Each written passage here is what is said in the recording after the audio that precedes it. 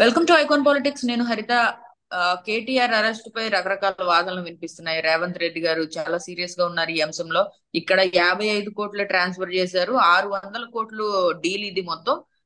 ఈ ఎవరైతే ఈ రేస్ కి సంబంధించిన ఆ ఆ ఫౌండర్ ఉంటాడో అతను వచ్చి నన్ను కలిశాడు, 600 కోట్ల డీల్ జరుగుతుంది అని చెప్పారు. ఆల్రెడీ కేటీఆర్ మీద ఆయన చెప్పడం జరిగింది నాకు, మీరు 55 కోట్లే ట్రాన్స్ఫర్ చేశారు, ఇది మనం ఈ అగ్రిమెంట్ కంటిన్యూ చేసుకోవాలంటే కనుక మిగతాయి కూడా మనం ఫర్దర్ గా ముందుకెళ్దాం అని ఆయన చెప్పినట్టుగా రేవంత్ రెడ్డి గారు అసెంబ్లీ సాక్షిగా చెప్పడం జరిగింది. అయితే ఈ అంశం మీద ఆ మన ప్రముఖ ఉద్యమకారులు చలసాని శ్రీనివాస్ గారు మనతో పాటు ఉన్నారు. ఆయన అడిగి మిగతా విషయాలు తెలుసుకునే ప్రయత్నం చేద్దాం. నమస్తే సార్.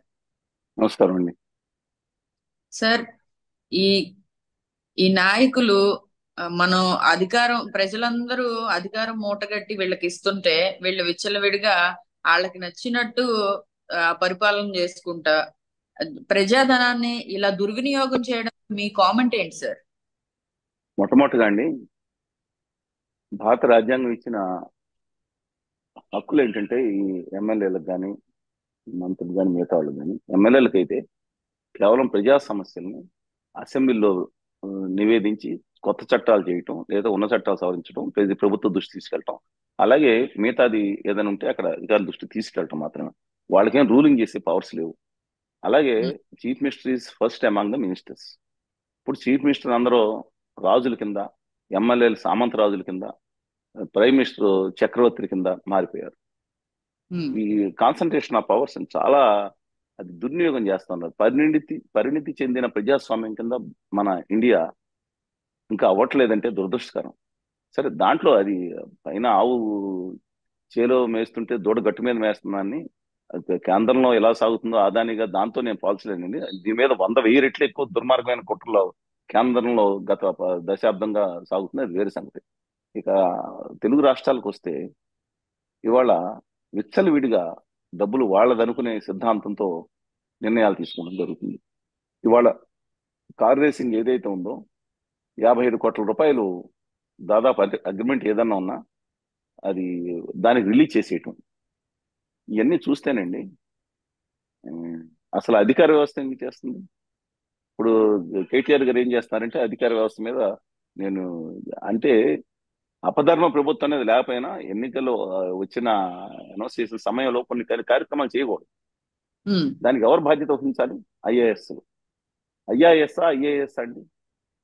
ఇవాళ మెరికల్ లాంటి వాళ్ళు ఐఆర్ఎస్ లో, ఐఆర్ఎస్ లో, ఐపీఎస్ లో, ఐఏఎస్ లో చేరుతున్న యువకులను వీళ్ళని పాడు చేస్తుంది ఎవరు? వాళ్ళు మొన్న వాళ్ళు ఆపాదిస్తున్నారు. అరవింద్ కుమార్ గారు, సోమేష్ కుమార్ గారు, మెట్లు గారు చెప్పుకుని వీళ్ళు వేలాది కోట్ల రూపాయలని. That different issue. For it is true, I don't make more comments on that. కానీ ఇవాళ అధికారులు గట్టిగా లేకపోతే వచ్చిన పరిస్థితి ఏంటండి? నేను చెయ్యనంటే మాక్సిమం ఏం చేస్తారు, ట్రాన్స్ఫర్ చేస్తారు ఆయన. ఆయన ఫైల్ మీద చేసిన తర్వాత రేపొద్దున యాక్షన్ తీసుకున్నా రేపొద్దున కనపడుతుంది కక్షాదింపు చర్యలు చేయాలని. అలాంటి రాజకీయ నాయకులు తప్పించుకోవడానికి ఈ వ్యవస్థను ఎందుకు పెడుతున్నారు? 67 వరకు వీళ్ళకి పెట్టి తర్వాత పెన్షన్స్ పెట్టి అన్ని సదుపాయాలు బయటకు వెళ్తే టీఏలు డిఏలు అసలు రాజ ఇండియాకి అనిపిస్తారు. వీళ్ళందరూ కాపాడాల్సిన జిమ్మెదారుల కింద, ఈ బాధ్యత ట్రస్ట్ మెంబర్ల కింద ఉండాలి కదా వీళ్ళు. ఉన్నత employees, the cream of the society అనుకుంటాం కదా.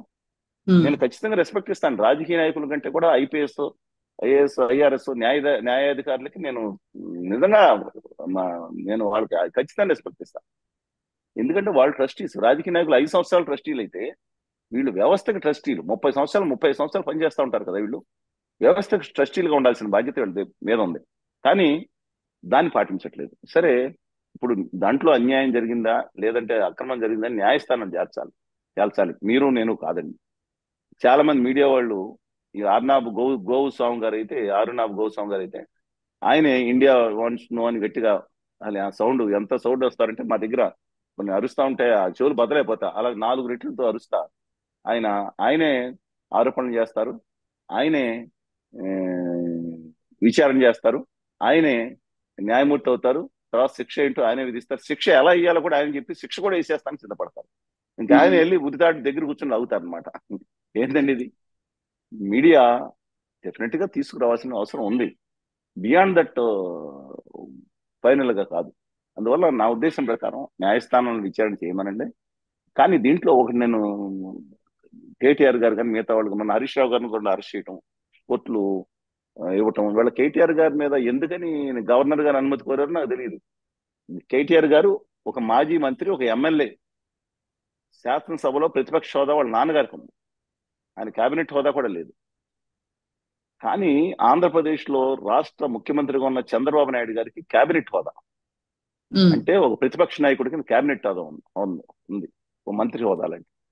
అలాగే 15 సంవత్సరాలు ముఖ్యమంత్రిగా, 15 సంవత్సరాలు ప్రతిపక్ష నాయకుడిగా పనిచేసిన 18 సంవత్సరాలు పనిచేసిన ఒక అనుభవం ఉంది. అలాంటి వ్యక్తిని సౌత్ ఇండియా పాలిటిక్స్ లో స్టాల్వర్ట్ లీడర్ కూడా ఆయన, దేశ రాజకీయాలు కూడా చక్కని తిప్పారు ఆయన. మీకు తెలుసు ఎన్డీఏకి కన్వీనర్ గా ఉన్న నేపథ్యం కూడా మీకు తెలుసు. చక్కని తిప్పారు ఆయన. 30 ఎంపీలు, 2030 ఎంపీలు ఆయన దగ్గర పెట్టుకుని చక్కని తిప్పిన ఆయన. అట్లాంటి సందర్భంలో ఆయన అరెస్ట్ చేసినప్పుడు గవర్నర్ అనుమతి తీసుకోలేదు. 53 రోజులు తీసుకెళ్లి జైల్లో పడేశారు. చాలా దారుణంగా వేధించారు ఆ టైంలో. కానీ కేసు అనేది న్యాయస్థానం తెలుస్తాయి. ఇవాళ ఇవాళ అనుమతి ఎందుకండి? ఎందుకంటే ఆ రోజు నేను కక్షాదింపు చర్యలు అవుతున్నాయో కూడా ఆలోచించండి. చర్యలు తీసుకుంటాను, నేను న్యాయపరంగా చర్యలు తీసుకోవడానికి వ్యతిరేకం కాదు. రేవంత్ రెడ్డి గారిని ఆయన ఇంట్లో భార్య బిడ్డలతో బెడ్రూమ్లో ఉండగా తలుపు బద్దలు కొట్టి తీసుకెళ్లి అక్కలిపోయారు. ఆయన పారిపోయేవాడా? నాకు అర్థం అవ్వట్లేదండి. ఆయన పారిపోయే మనిషా? ఎమ్మెల్యే కింద ఉన్నాడు. ఆయన్ని అరెస్ట్ చేసి లాక్కెళ్ళి పడేశారు. తర్వాత మళ్ళీ డ్రోన్ తిప్పారని చెప్పి నేను చెప్తున్నాను. ఆయన్ని అరెస్ట్ చేసి చేపించి సరే కోర్టులో పెట్టించి రిమాండ్ చేయించి జైలు పెట్టిన తర్వాత వాళ్ళ అమ్మాయి ఎంగేజ్మెంట్ ఉందని తెలుసు. ఒకటే కూతురు ఆయన, ఒకటే కుమార్తె. ఆ టైంలో ఎంత దారుణంగా ప్రవర్తించారండి. ఆయన వచ్చాడు, వచ్చిన తర్వాత కండిషన్లు అండి. ఆ వేదిక మీద ఎర్రబెల్లి గారు ఉన్నారు, మీరు ఆ వీడియో చూడొచ్చు, ఇప్పుడు కూడా ఉంటుంది. నేను మామూలుగా వెళ్తే రేవంత్ గారు మీరు ఏంటి నిద్ర మాట్లాడలేదంటే, లేదన్నా నేను మాట్లాడకూడదు, కండిషన్ ప్రకారం ఆయనకి కోర్టు బెయిల్ ఇచ్చింది ఏంటంటే రాజకీయ నాయకులతో మాట్లాడకూడదు. మరి ఆయనకి పరిచయం అంతా 90% రాజకీయ నాయకులే కదా. ఆయన వచ్చే వాళ్ళకి నమస్కారం పెట్టి మౌనంగా ఉండి నేను మాట్లాడుతున్నాను రేవంత్ గారితో. నేను ఐఎమ్ నాట్ ఇంటూ పాలిటిక్స్ అండి, ఏ రాజకీయ పార్టీలో లేను. ఆయన ఉండి కొంతసేపు కినుడే కూర్చుని, ఇంకా టైం ఉంది, సాయంత్రం 5 గంటల టైం ఉన్నా ఆ బాధ తట్టుకోలేక నేను ముందే జైలుకి వెళ్ళిపోతానని చెప్పి వెళ్ళిపోయాడు. అది వేధించినప్పుడు కేటీఆర్ గారికి అర్థం కాదా? తామే అధికులు అనుకుంటాం. నేను ఎవరిని తప్పు, నేను తెలుగునాటి రాజకీయ నాయకులు అనుచితంగా, అసభ్యం కట్టి అనుచితంగా కూడా మాట్లాడేది. మంచి చేసినప్పుడు డెఫినెట్ గా కేటీఆర్ గారు ఇవాళ ఏదైతే సాఫ్ట్వేర్ ఇది కానీ దాన్ని ఇప్పుడు చంద్రబాబు నాయుడు గారిని పునాదిని చెట్టుకి నీళ్లు పోసి ఆయన కొంత పెడితే రాజశేఖర్ గారు ముందు తీసుకెళ్లారు. కిరణ్ కుమార్ రెడ్డి గారి గురించి మాట్లాడుకోవడం అనవసరం. మనం రోసే గారు కొంత ట్రై చేశారు. తర్వాత కేటీఆర్ గారు, అంటే కేసీఆర్ గారు వచ్చిందో కేటీఆర్ గారు ఇన్ఛార్జిగా ఉండి దాన్ని ఇంకా పీక్స్ తీసుకెళ్లారు. ఇవాళ 3 లక్షల కోట్ల రూపాయలకి అది ఈ తెలంగాణలో సాఫ్ట్వేర్ ఎక్స్పోర్ట్ చేరుకున్నాయంటే డెఫినెట్ గా దాంట్లో కానీ కేటీఆర్ గారు ప్రభావం కూడా ఖచ్చితంగా ఉంది. మంచి పాయింట్స్ ఉంటాయి, చెడు పాయింట్స్ అహం బ్రహ్మస్మి.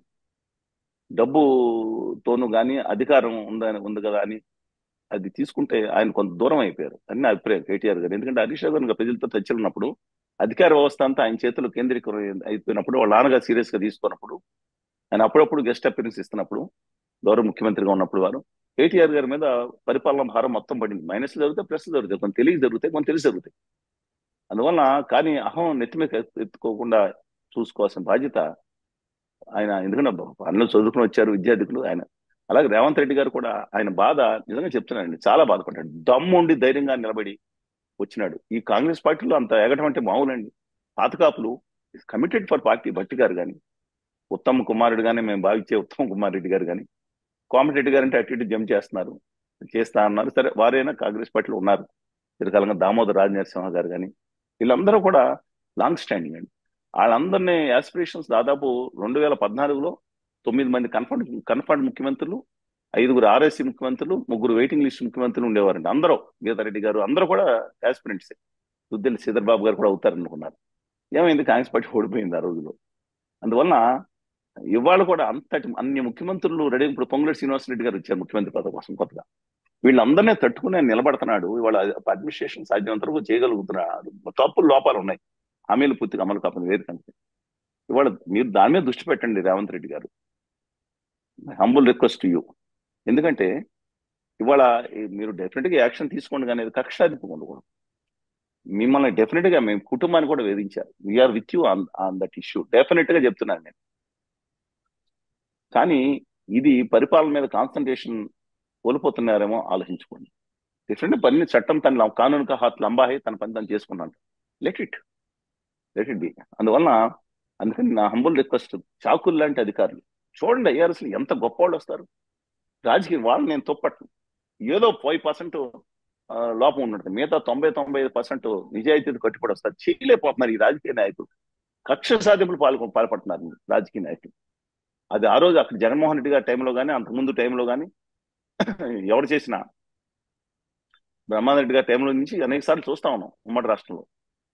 ఆ, ఇప్పుడు దామోదర్ రాజనరసింహ గారు లాంటి వాళ్ళు మాత్రం ఎన్ని బాధలు పడ్డారండి కులం పేరు మీద. నరకయాతన మించాడు. నా దేశంలో మొట్టమొదటి ఒక దళిత ముఖ్యమంత్రి, 2 సార్లు ఏఐసిసి అధ్యక్షుడిగా ఎన్నికైన ఆ దళితుడు, 2 సార్లు కాదు అత్యంత పిన్న వయసులో ముఖ్యమంత్రి అయినా నరకయాతన పడ్డాడండి. ఎందుకని? ఈ రాజకీయ నాయకులు ఒక ముఖ్యమంత్రి కులం తక్కువ అని చెప్పి అత్యంత నరకయాతన పడ్డప్పుడు, ఇప్పుడు ఐఏఎస్ వీళ్ళందరూ పొలిటికల్ ఇన్ఫ్లుయెన్స్ ఉండేవాళ్ళు 1000 మందికి ఒకళ్ళు కూడా ఉండరు రాజకీయ కుటుంబాల నుంచి వచ్చింది, అయినా వాళ్ళు పట్టించుకోరు. వాళ్ళ సంగతి వదిలేసింది ఎలైట్ సొసైటీ. మిగతా వాళ్ళు ఎంత కష్టపడి కసితో వస్తారు ఈ దేశానికి సేవ చేయాలని. వాళ్ళకి నా హంబుల్ రిక్వెస్ట్, వ్యవస్థను కాపాడండి. వ్యవస్థలు మన కాపాడతాయి. ఇదే పొద్దున్న అడ్డంగా ఈ ఆదాని గారు కుంభకోణాలు అవన్నీ చేసుకున్న దాంట్లో ఐఏఎస్లు వద్దంటే అయ్యేదా? ఈ దేశాన్ని తాకట్టు పెట్టే వాళ్ళమా అని చెప్పి అనేక మంది వచ్చిన ప్రశ్నలకు ఆన్సర్ దొరికేది కదా. అందుకని my humble request you all of your respect a lot more than politicians. మీరు మీ విధులు నిర్వహించండి మానవతా దృక్పథంతో.